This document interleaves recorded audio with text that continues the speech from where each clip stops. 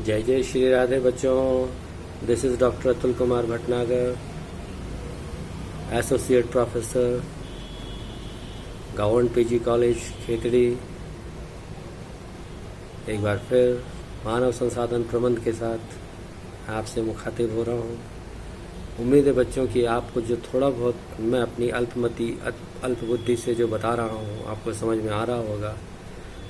उम्मीद है मेरे परमपिता परमात्मा राधा वृंदावन चंद बिहारी जी आपको आपके लक्ष्यों की ओर सदैव अग्रसर रखें और आपको आपके लक्ष्य मिले। चयन की प्रक्रिया और चयन के बारे में हम लोग अध्ययन कर रहे थे। पिछले हमने दौर में साक्षात्कार के बारे में अध्ययन किया था।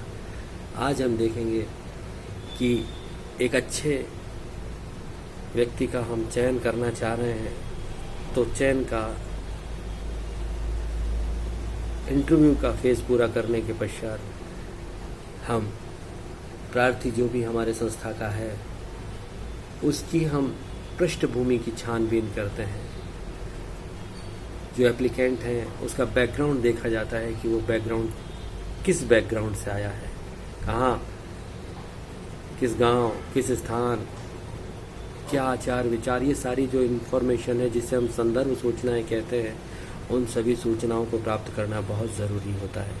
क्योंकि किसी भी व्यक्ति का क्या पिछला भूतकाल रहा है वो आपकी संस्था को बहुत ज़्यादा प्रभावित करेगा।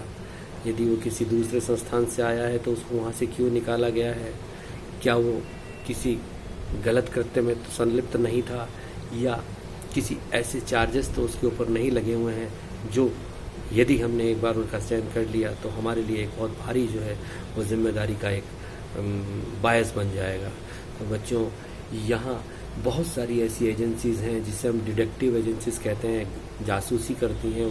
वो किसी इंडिविजुअल की जो पृष्ठभूमि की जो सूचनाएं हैं उन सूचनाओं को वो इकट्ठा करती हैं, निकालती हैं और वो सारी इन्फॉर्मेशन आपके प्रबंध मंडल को ला करके दे देती हैं।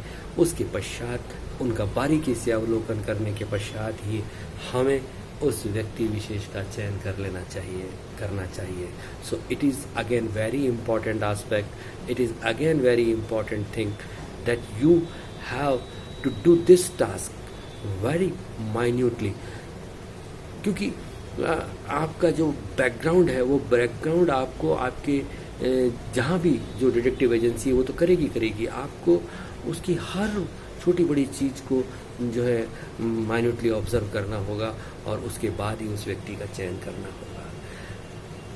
इसके बाद अगला स्टेप आता है उसका हेल्थ एग्जामिनेशन, उसका स्वास्थ्य परीक्षण अगला स्टेप है, अगला चरण है।